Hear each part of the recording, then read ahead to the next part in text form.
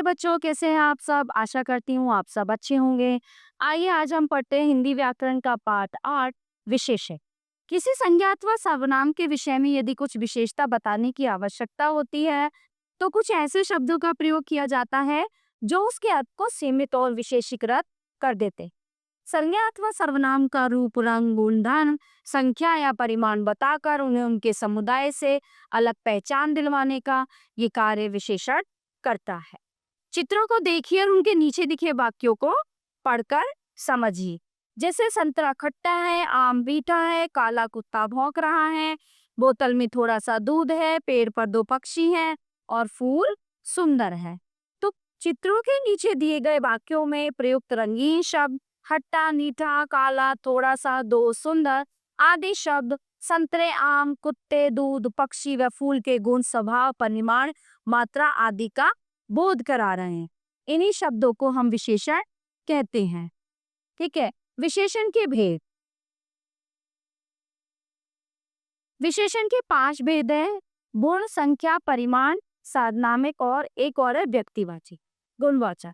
इस विशेषण से संज्ञात्मक सर्वनाम शब्दों के गुण, दोष, रंग, आकार, दशा, स्वभाव आदि का बोध होता है। लाल सेब, जैसे लाल सेब बहुत मीठा है, तो ये क्या है? सेब का गुण। वो बूढ़ी स्त्री बहुत ईमानदार है, उसमें कौन सा गुण है? ईमानदारी का। तुम्हारा घर बहुत सुंदर है और भारत के संत दयालु व परोपकारी के। संख्यावाचक विशेषण। ये विशेषण संज्ञा या सर्वनाम शब्दों की संख्या बताते हैं। जैसे मेज पर 5 गिलास हैं, 5। थाली में 3 कचौरी हैं, 3। मकान में 5 कमरे हैं। इस तरह से संख्यावाचक विशेषण 2 प्रकार के होते हैं: निश्चित संख्यावाचक और अनिश्चित संख्यावाचक।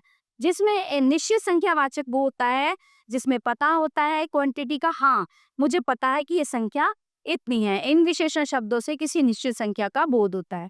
जैसे 4 घोड़े पखवाड़े में 15 दिन और मैं 5वीं कक्षा में पढ़ता हूँ। अब अनिश्चित में क्या होता है? इन विशेषण शब्दों से किसी निश्चित संख्या का बोध नहीं होता। सभी, हजारों, कुछ, करोड़ों, लाखों, इस तरह से जब आता है तो वो होता है अनिश्चित संख्यावाचक। परिमाणवाचक विशेषण। परिमाणवाचक विशेषण से संज्ञा या सर्वनाम शब्दों की माप तोल ज्ञात होती है। जैसे बाजार से 5 किलो आटा लाओ, हमें 3 लीटर डीजल की आवश्यकता है, गिलास में पर्याप्त जल है, या दुकान में बहुत कम बर्तन है। कुछ परिमाणवाचक विशेषण की माप तोल निश्चित होती है तथा कुछ की अनिश्चित। इस आधार पर परिमाणवाचक विशेषण 2 प्रकार के होते हैं: निश्चित परिमाणवाचक और अनिश्चित परिमाणवाचक। ठीक है। अब निश्चित में क्या है? ये विशेषण किसी वस्तु या पदार्थ की निश्चित माप तोल का बोध कराते हैं। जैसे 1 किलो दाल और 2 लीटर कैरोसिन ले आओ, डेयरी से 4 लीटर दूध खरीद लाओ। अनिश्चित परिमाणवाचक इन विशेषणों से किसी वस्तु या पदार्थ की निश्चित माप तोल का बोध नहीं होता। बोरे में रुई कम है, गिलास में चाय अधिक। सार्वनामिक या संकेतवाचक विशेषण। ये विशेषण किसी संज्ञा की ओर संकेत करते हैं। जैसे वह लड़की कौन है? ये लड़का पढ़ने में होशियार है, ये पतंगे मेरी हैं, वे कुर्ते किसके। सर्वनाम तथा सार्वनामिक विशेषण में अंतर। जब सर्वनाम शब्द यह वह ये वे वाक्य में अकेले प्रयुक्त होते हैं, अर्थात संज्ञा के स्थान पर प्रयुक्त किए जाते हैं, तब ये सर्वनाम कहलाते हैं। परंतु जब इन शब्दों के साथ संज्ञा शब्द का प्रयोग होता है तब ये सार्वनामिक विशेषण या संकेतवाचक विशेषण कहलाते हैं। कुछ उदाहरण देखिए। यह कार्यालय गया है, वह, ठीक है। छत पर कोई है, वह आदमी, कोई लड़का, ठीक है। इस तरह से जब आती है। व्यक्तिवाचक विशेषण। ये विशेषण व्यक्तिवाचक संज्ञाओं से बनाए जाते हैं। जैसे लंगड़ा आम पूरे भारत में प्रसिद्ध है, इलाहाबादी अमरूद बहुत मीठे होते हैं। प्रविशेषण क्या होता है? कुछ पद विशेषण की विशेषता बताते हैं। ऐसे पदों को प्रविशेषण कहते हैं। जैसे मेरी दादी अत्यधिक दयालु है, जिराफ बहुत लंबा जानवर है, कार्तिक बड़ा ही ईमानदार लड़का। उपयुक्त वाक्य में विशेषणों से पहले प्रयुक्त पद अत्यधिक बहुत बड़ा ही प्रविशेषण है। विशेषण की अवस्था। जब विशेषण के द्वारा व्यक्तियों, वस्तुओं, पदार्थों तथा स्थानों आदि के गुण दोषों की तुलना की जाती है तो वह रूप विशेषण की अवस्था कहलाता। और तुलना की दृष्टि से ये 3 अवस्थाएं होती हैं: मूलावस्था, उत्तरावस्था और उत्तमावस्था।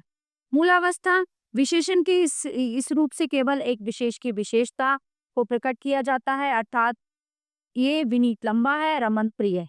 उत्तरावस्था में क्या होता है, विशेषण के इस रूप से दो विशेष्य वस्तुओं मतलब उनकी आपस में कंपैरिजन होता है, उनकी आपस में तुलना होती है। जैसे यश विनीत से ज्यादा लंबा है और अमन रमन से प्रियतर है।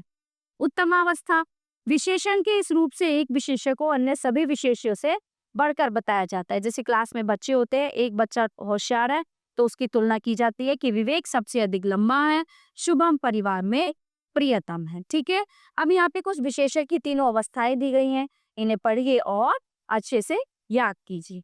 और कुछ विशेषणों से पूर्व, अधिक व सबसे अधिक या सर्वाधिक लगाकर भी विशेषण की अवस्थाएं बनाई जाती, इस तरह से। जैसे चौड़ा, अधिक चौड़ा, सबसे चौड़ा। यहाँ पर ये विशेषण बनाना बताया गया कि किस प्रकार से बनाए जा सकते हैं।